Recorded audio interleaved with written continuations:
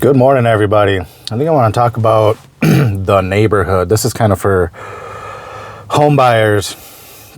And more these days, obviously, it's harder to buy a house. And sometimes you're left with the option of,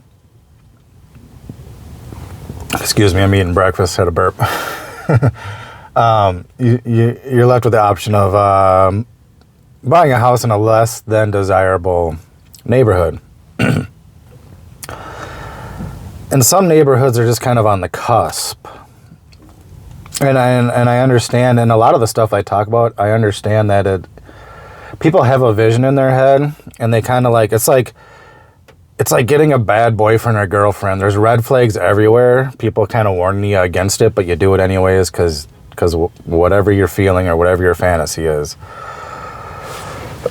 Excuse me.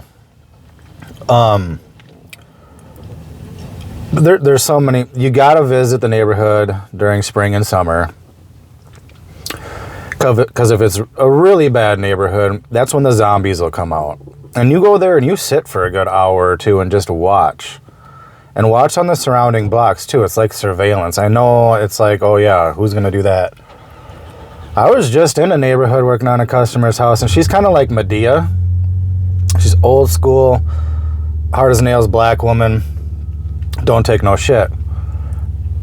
And she just worldly, she grew up around that kind of stuff. It doesn't bother her yet. She admittedly has to be hyper vigilant, like at all times. You got to really know what's going on in your surroundings. She's like, yeah, 2 houses down, found a dead body last weekend there. This other house had like a 2-day long fight party fiasco going on. Just kept getting drunk and disorderly. Cops don't do anything anymore. I don't know if you've noticed. So yeah, there's that. But you gotta look for neighborhoods with a bunch of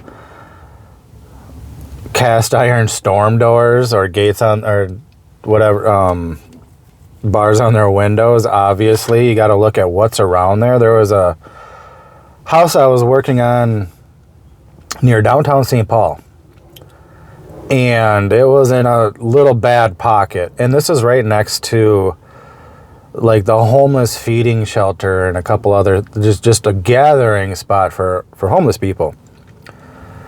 And I know it's going to be sold as an up and coming neighborhood, despite we couldn't keep people off this porch from sleeping. And they'll sleep when you're at home. They just need something over their head when it's raining, and they'll sleep on your porch. Especially if it's like an open porch. Even if it's closed, though, you might go in there and whatever. And then the Medea customer, I was only there for a couple hours, and we saw zombies, addicts and whatnot, just checking random doors, literally, and walking around houses and checking cars. Because they're just looking for anything that's open, anything easy to grab that they can just go hawk real quick and get their fix. Sorry about the wobble. My stand is wobbling.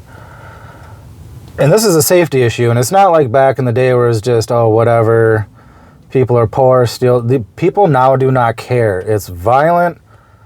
All your shit will get taken in a heartbeat. Even the drivers are just clueless.